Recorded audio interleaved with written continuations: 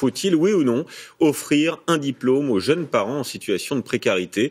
La réflexion a été lancée par la secrétaire d'État à l'égalité entre hommes et femmes. Les professionnels, eux, sont vent debout. Mathieu Lignot nous explique avec notre bureau à Rennes.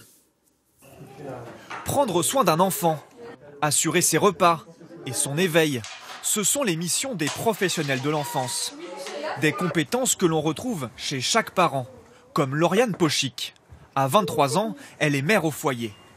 Le projet de la secrétaire d'État Marlène Schiappa, que ces mamans puissent valider un CAP petite enfance grâce à leur expérience, une bonne idée pour cette jeune mère sans diplôme ni travail. C'est pas une expérience acquise avec n'importe qui, c'est un enfant, donc c'est en plein dedans, je trouve.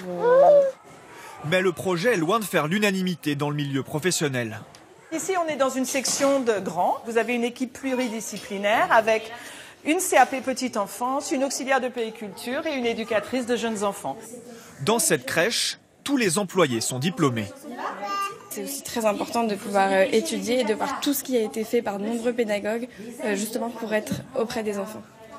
La crainte des professionnels de la petite enfance, voir leur diplôme bradé et des compétences insuffisantes, Marlène Schiappa se veut rassurante. On a annoncé qu'on était en train de réfléchir et de travailler sur l'insertion de ces jeunes parents dans des parcours diplômants liés à des validations des acquis de l'expérience qui leur permettent, avec des formations, un dossier et un examen devant un jury, de pouvoir accéder à un diplôme. L'idée n'est pour l'instant qu'à l'état de projet. Des discussions ont commencé avec le ministère de l'Éducation nationale.